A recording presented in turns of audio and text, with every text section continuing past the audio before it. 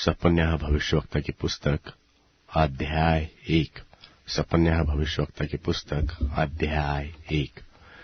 आमोन के पुत्र यहूदा के राजा योशिय्याह के दिनों में यहोवा का यह वचन सपन्याह के पास, जो हिजकिय्याह के पुत्र अमर्याह का परपोता और गदल्याह का पोता और कुशी का पुत्र था, पहुंचा कि मैं धरती के ऊपर से सबका अंत कर दूंगा। यहोवा की यही वाणी है, मैं मनुष्य और पशु दोनों का अंत कर दूंगा। मैं आकाश के पक्षियों और समुद्र की मछलियों का और दुष्टों समेत उनकी रखी हुई ठोकरों के कारण का भी अंत कर दूंगा। मैं मनुष्य जाति को भी धरती पर से नाश कर डालूंगा।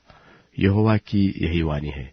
और मैं यहूदा पर और यरूशलेम के सब रहने वालों पर हाथ उठाऊंगा और इस स्थान में बाल के बचे हुओं को और याजकों समेत देवताओं के पुजारियों के नाम को नाश कर दूंगा।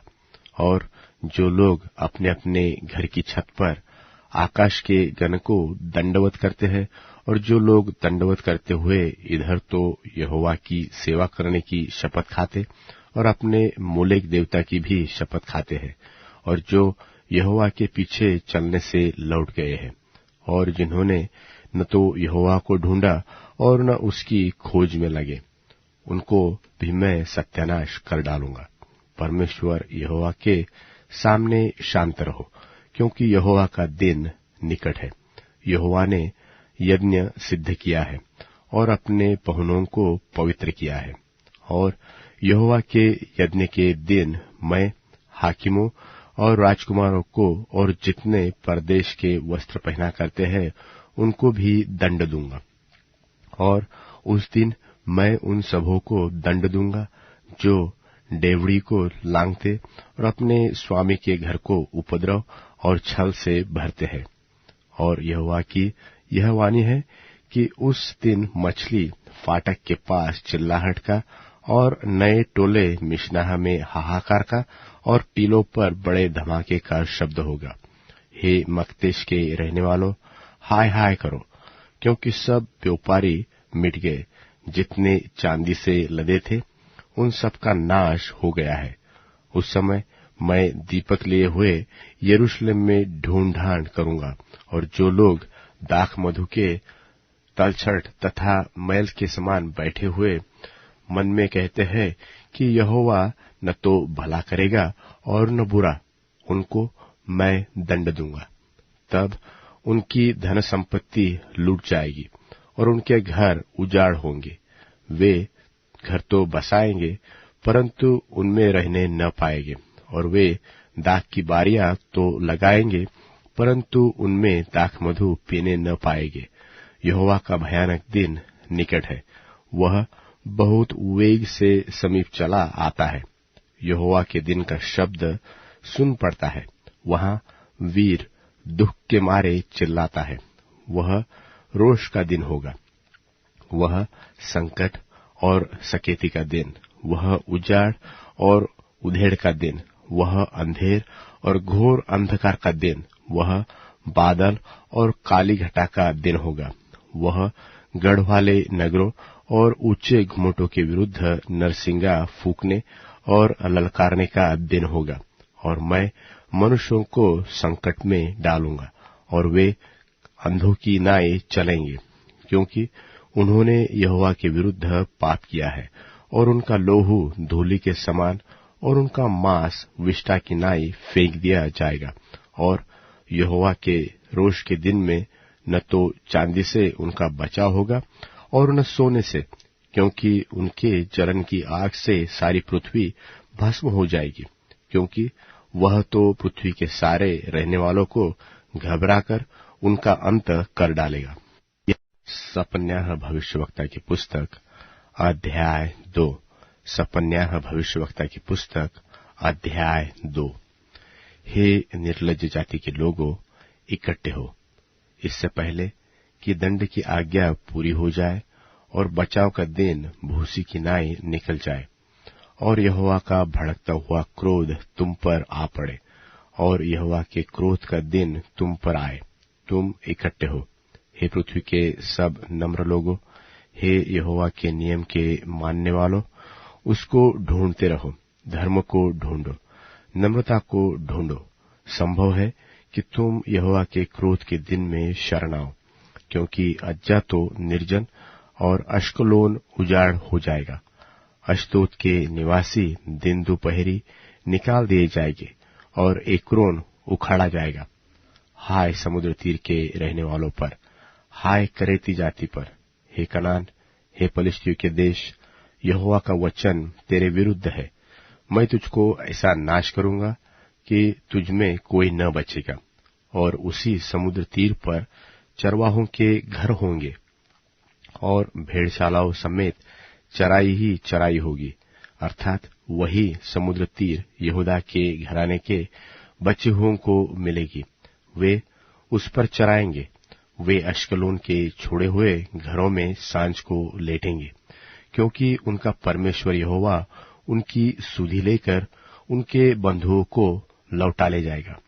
मोआब में जो मेरी प्रजा की नाम धराई और अम्मोनियों ने जो उसकी निंदा करके उसके देश की सीमा पर चढ़ाई की, वह मेरे कानों तक पहुंची है। इस कारण इस्राएल के परमेश्वर सेनाओं के यहोवा की यह वाणी है कि मेरे जीवन की शपथ, निश्चय मोआब सदोम के समान और अम्मोनी अमोरा के तुल्य बिच्छू पेड़ों के स्थान और नमक की खानियां हो जाएंगे और सदैव उजड़े रहेंगे, और मेरी प्रजा के बचे हुए उनको लूटेंगे, और मेरी जाति के श्रेष्ठ लोग उनको अपने भाग में पाएंगे। यह उनके गर्व का पलटा होगा। उन्होंने तो सेनाओं के यहोवा की प्रजा की नाम धराई और उस पर बड़ाई मारी है। यहोवा उनको डरावना दिखाई देगा।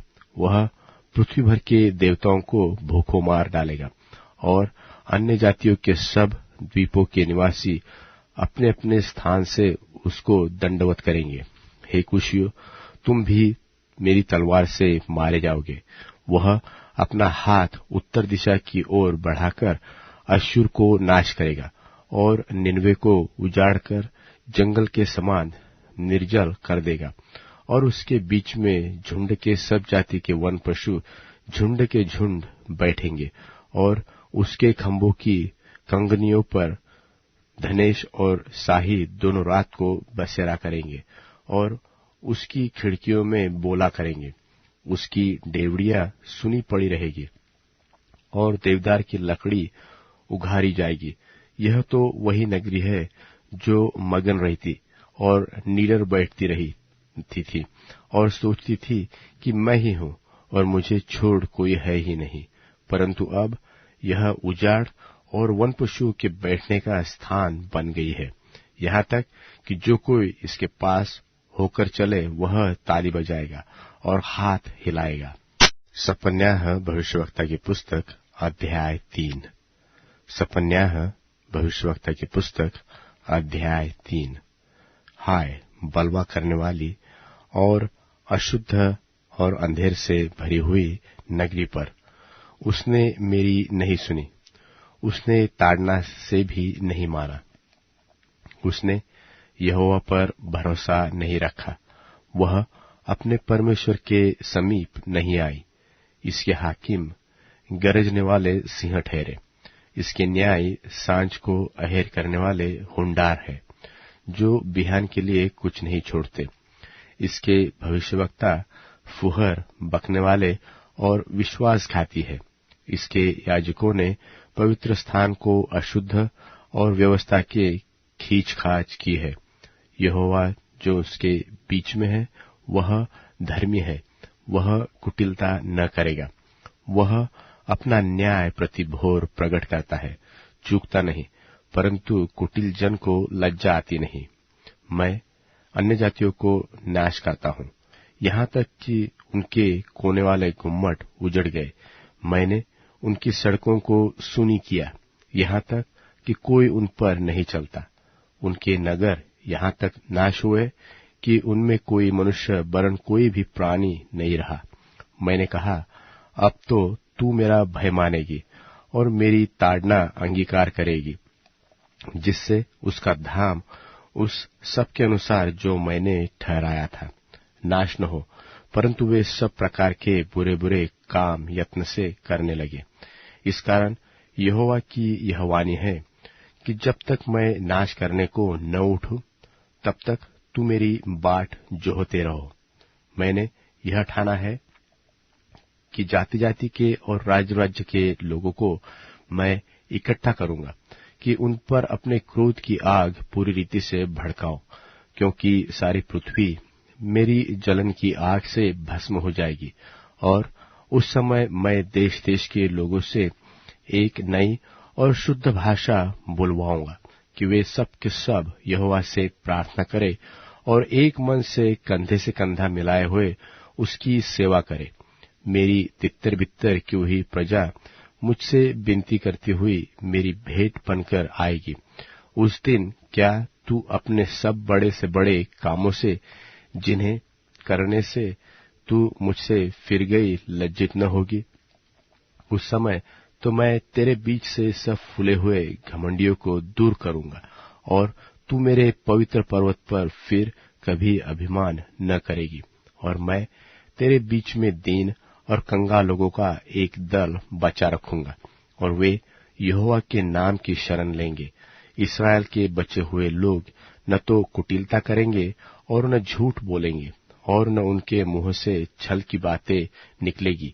वे चरेंगे और विश्राम करेंगे और कोई उनको डराने वाला न होगा। हे सियोन, ऊंचे स्वर से गा। हे इस्राएल, जय जयकार कर। हे यरूशलेम, अपने संपूर्ण मन से आनंद कर और प्रसन्न हो। यहोवा ने तेरा दंड दूर किया, तेरा शत्रु भी दूर किया है। इस्राएल का राजा यहोवा तेरे बीच में है, इसलिए फिर विपत्ति न भोगेगी। उस समय यरूशलेम से यह कहा जाएगा कि मत डर, और सियोन से यह कि तेरे हाथ ढीले न पड़ने पाए। तेरा परमेश्वर यहोवा तेरे बीच में है, वह उद्धार करने में पराक्रमी है। वह तेरे कारण आनंद में मगन होगा, वह अपने प्रेम के मारे चुपका रहेगा, फिर ऊंचे स्वर से गाता हुआ तेरे कारण मगन होगा। जो लोग नियत पर्वों में सम्मिलित न होने के कारण खेदित रहते हैं, उनको मैं इकट्ठा करूंगा, क्योंकि वे तेरे तो है और उसकी नामधराई उनको बोझ जान पड़ती है।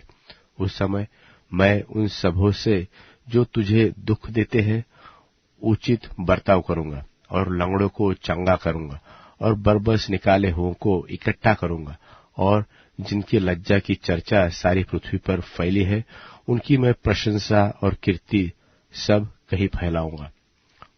उसी समय मैं तुम्हें ले आऊंगा और उसी समय मैं तुम्हें इकट्ठा करूंगा, और जब मैं तुम्हारे सामने तुम्हारे बंधुओं को लौटा लाऊंगा, तब पृथ्वी की सारी जातियों के बीच में तुम्हारी कीर्ति और प्रशंसा फैला दूंगा।